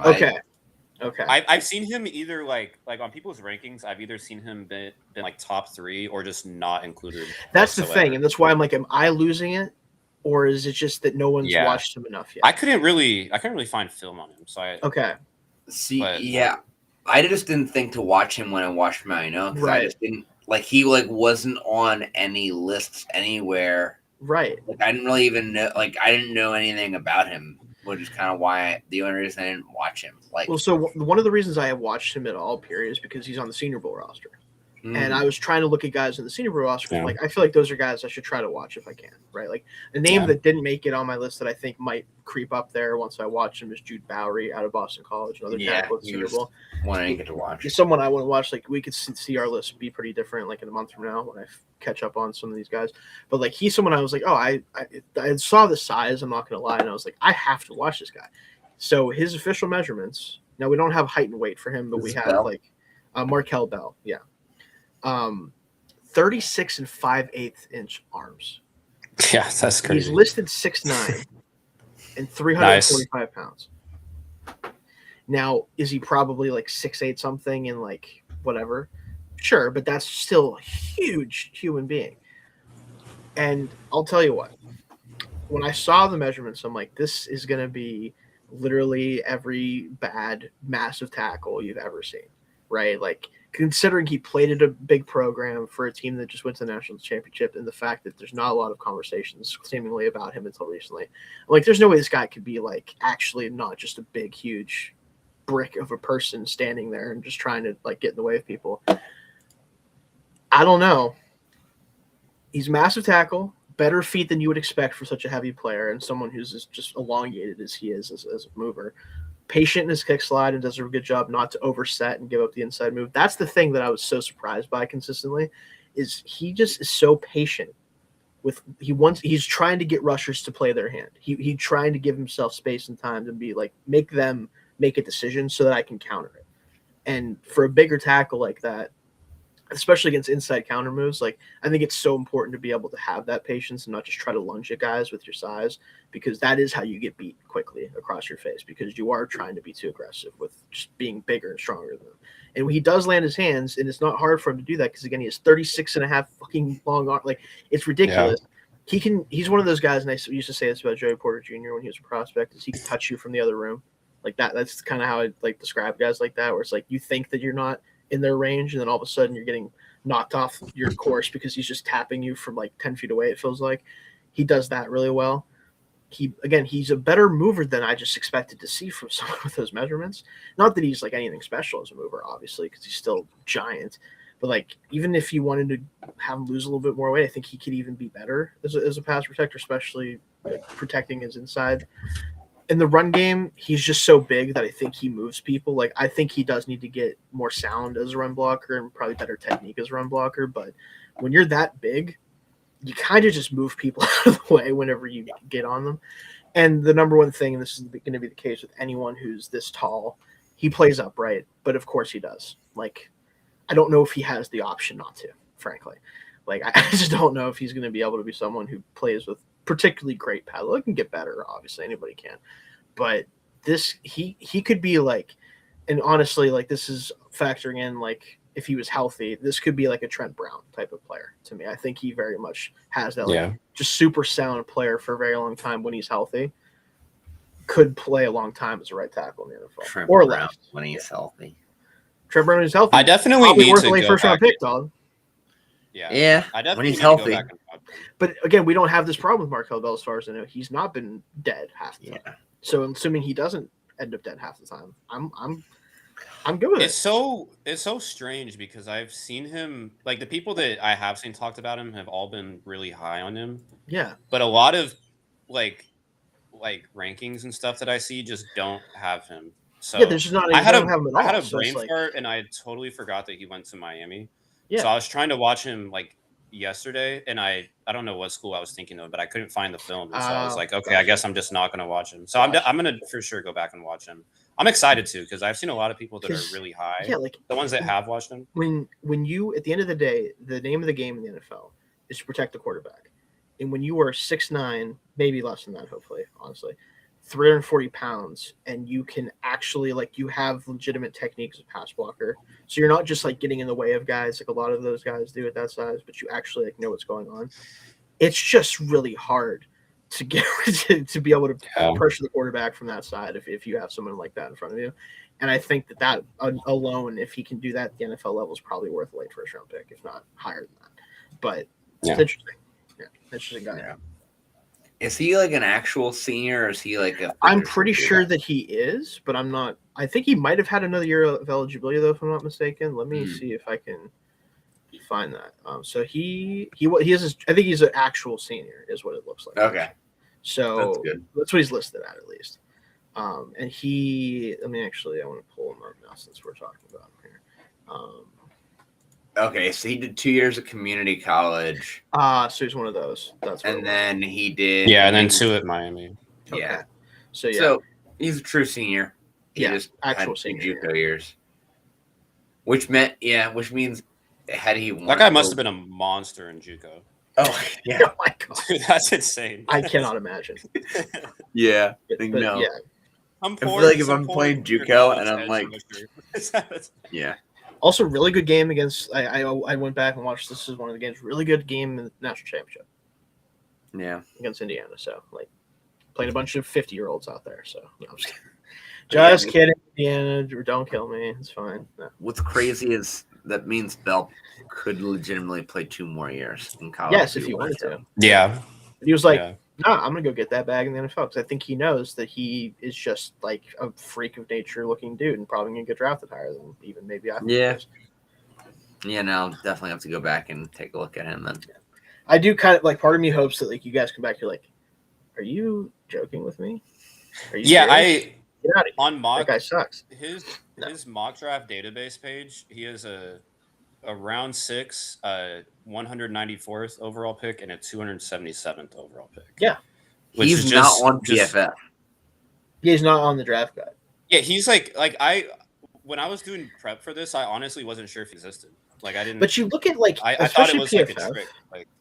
But especially PFF, you look at his grades. He was 16th out of 629 tackles in pass blocking grade this year. And you're telling me no one's been let's watch this guy. They haven't. Yeah. It feels weird. It feels like I'm losing my mind actually. That's why I'm that is definitely weird. Because I kind of hope he ends up on the board and he's 40th, and I'll be all right, that would be really make me feel better, right?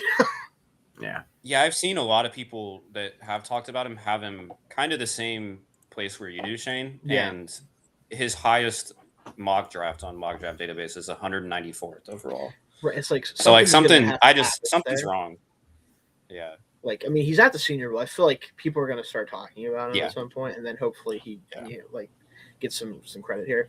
But even if you're I'll take a shot on him on day 2. I feel better if there's more dudes saying that right now. I feel like I'm on an island.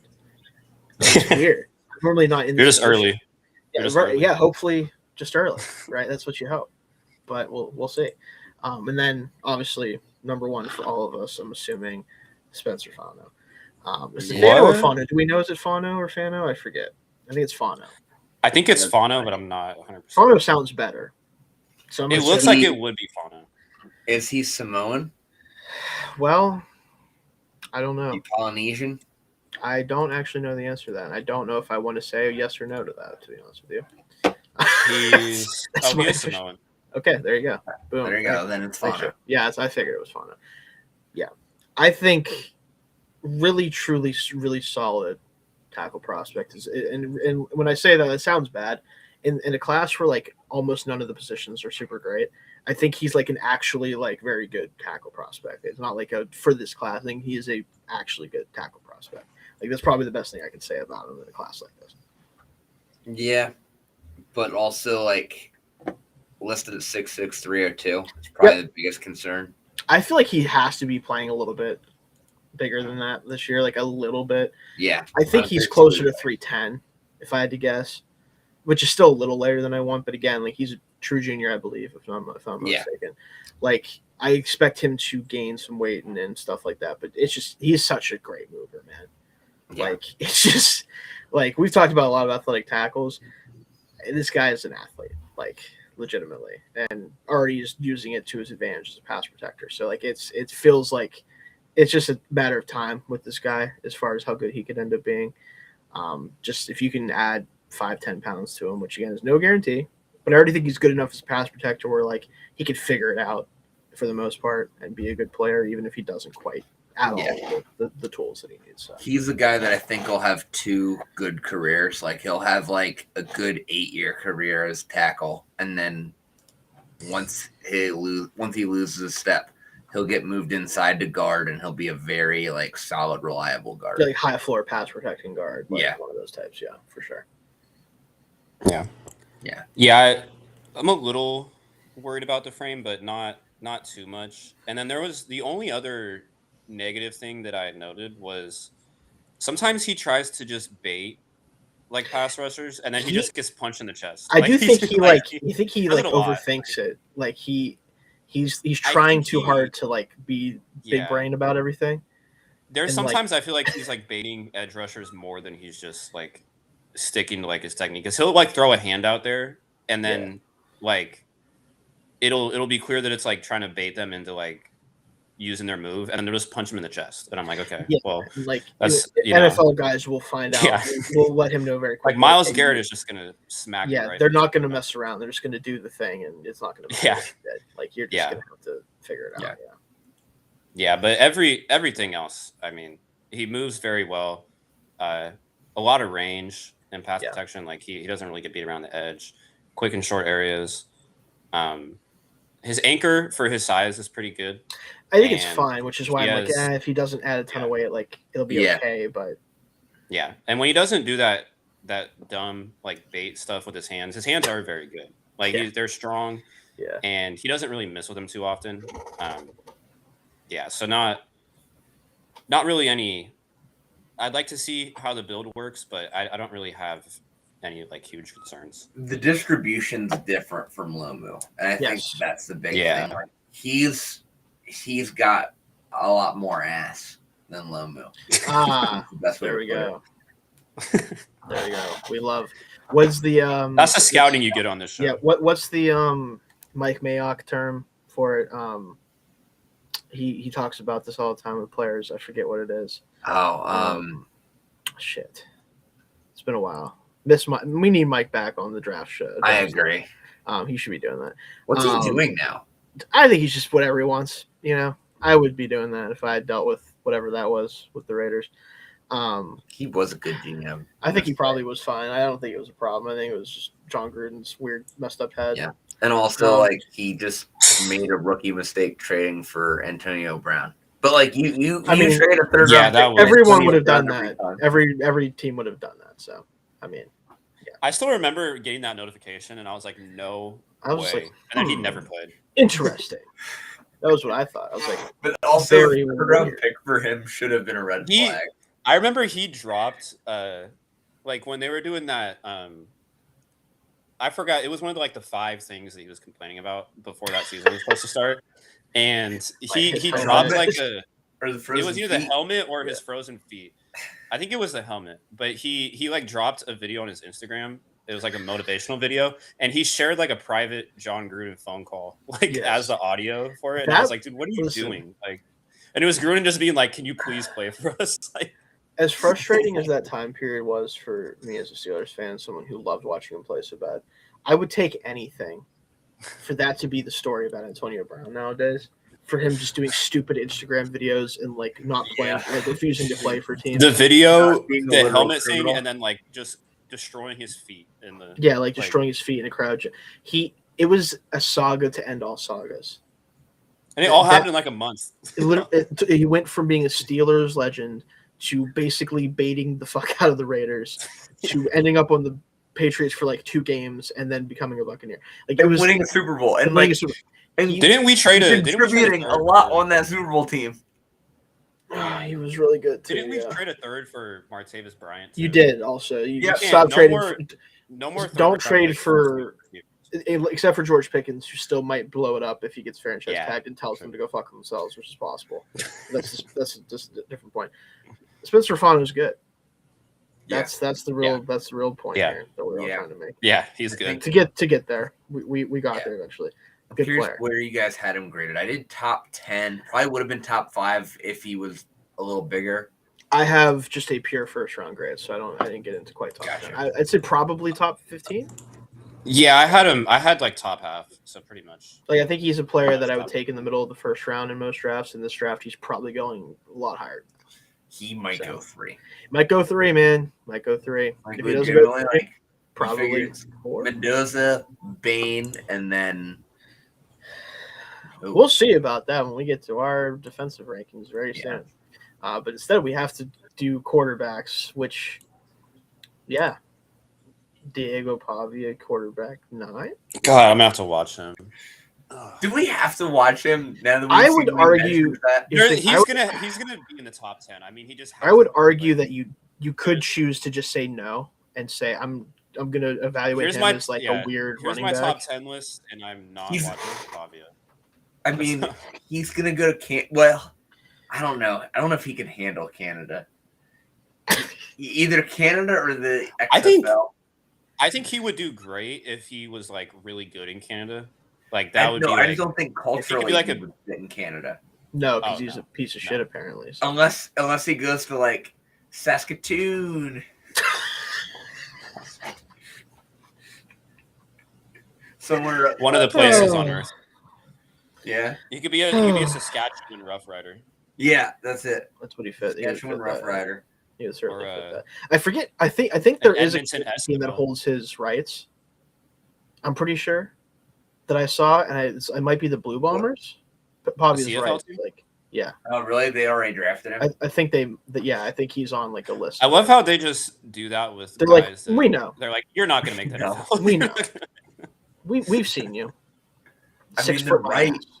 Yeah, we'll see you in 6 months. Yeah, don't worry. Don't you worry. Like, I mean, he was cooked as an NFL prospect as soon as he took that picture at the Heisman ceremony. Yeah, I would have simply not allowed myself to be pictured. I would have pretended something was wrong, or I don't know. Like that photo right there cost him so much money. I mean, and then just saying and then just saying, you just don't let anyone measure you. No, you just pretend like I'm 6'. Yeah, I don't know why he went to the Senior Bowl and got measured. Like that was just dumb on his part. Or you wear lifts. Yeah, we have we considered maybe we should just start having quarterbacks do that? Like no, because because we do need to know, and because it is an issue. Imagine Kyler Murray just 2 inches taller next year. I mean, he'd be best player of all time. No, I'm just kidding. No, because Call of Duty still exists. This is true. That's true. His vice is not his size; it is in fact his brain and his willingness to rot it through Call of Duty. Also, can we just talk about real quick? Diego Pavia has bigger hands than Garrett Nussmeier. Sad days. Yeah, I'll just tell you right now. I'm watching every Senior Bowl quarterback except for maybe Diego Pavia, since I just slandered him. It'd be funny if I didn't want to watch him. Certainly watching all those guys. Probably gonna have to watch. Didn't Carson Beck go to the fucking Shrine Bowl or something? Which that sucks. And then he did, and then he didn't play in the game. I think that might have happened. Now I need to look it up. I think a lot of quarterbacks did. Yeah, there was a ton that bailed from the. Or no, that was Clemson. Clemson brought a squad to the Shrine Bowl for some reason. Squad. I don't know. Let me see. But then half of them didn't actually stay. Klubnik didn't stay. No, yeah, he's like, I'm out. It's like, you can't. You better do every goddamn. You better be fighting to get in line to throw passes, bro. Shut the fuck up. So I'm definitely watching. I'm not watching Miller Moss. You can't make me do it. Is he coming out? Nice. He was at the Shrine Bowl. So, Kate I Klubnik, saw I will have to Jalen watch. Green. Jalen Daniels, I will watch because he holds a special place in my heart. You gotta watch Taylor Green. Everyone is Well, required. I'm watching Yeah. I'm watching all the Senior Bowl quarterbacks, so I will. Not watching Kyron Jones. Not doing that. Sorry, Zach, if you're listening. Virginia Tech legend. Haynes King, simply probably not going to do that either. That's a running back. Right. Same with Castellanos. Yeah. Mark Gronowski. Mark Gronowski, I'm gonna watch. I mean, I'm gonna you watch kind of him. have to. When you is he what is his record? Winningest quarterback in college football? I don't know. I believe it. Thought that was like Dylan Gabriel or something, or is that the starts record? I don't know. He won a lot of games with South Dakota State. Mark Gronowski. He's fucking 24, of course. Cole Payton is gonna look good on Cole Payton's going to be quarterback just- 3 for me. I'm just going to do it destroyed on principle. every single team this year. Like he's gonna I'm look doing it like on principle. Tom I Brady. don't even care if I don't even care if I don't think he's good or not. He's going to probably be quarterback 3 because I'm going to be like, He's gonna look like Tom Brady on the field. After Chambliss, I mean, I don't know for sure because I didn't watch the film on Chambliss, but I'm not watching Chambliss at all because he's going to go back to Ole Miss apparently, and Yeah, is he it actually happening? like he's going to fight tooth and nail for it. So even if he doesn't Why go would you back, not come out in this class? I don't understand that. Like, he wants to be a college player. I guess he wants to make millions to play. Let me check I wouldn't. the latest on him. I mean, Court date is set for him to find out. I will say this: there is something to be said if you like, if you know for sure you're a guy that's like gonna sit for a year, which he is. If he did come out, he won't start right away just because of the style quarterback he is and the system he's coming from. And like, I get if you're just like, well, if I'm gonna sit and make millions of dollars to sit, or if I'm gonna make millions of dollars anyways, why not play and then maybe possibly play my way into getting to start right away? But Drew Aller also thought the same thing, and that was tough. Chambliss could get $5 million next year. Yeah. To be a starting SEC quarterback. I might stay in college too, honestly. Yeah. So here's the thing: February 12th is the hearing to decide this, as far as I understand. So we will not know the answer to that until the February 12th. So I might watch him just to do it, and then just not rank him until he's in the class, and just maybe say where I would have him potentially, and just not talk about him yet because I might have to talk about him next year. Yeah. But I do think ultimately he's going to find a way to play college football next year. True. It seems like if you really want to, they kind of let you, at least. I mean, they're trying really hard not to let him for some reason, but I don't know why that is. I mean, weird. Like I said, like I know I talk about him every week, but like the fact that Cooper Barkate is still allowed to play college football, it makes no sense. The man has legitimate stats, I'm pretty sure, for 5 years. Hey, you know what? Good for him. Impressive stuff. But no, quarterbacks next week, Tuesday, hopefully. Exciting.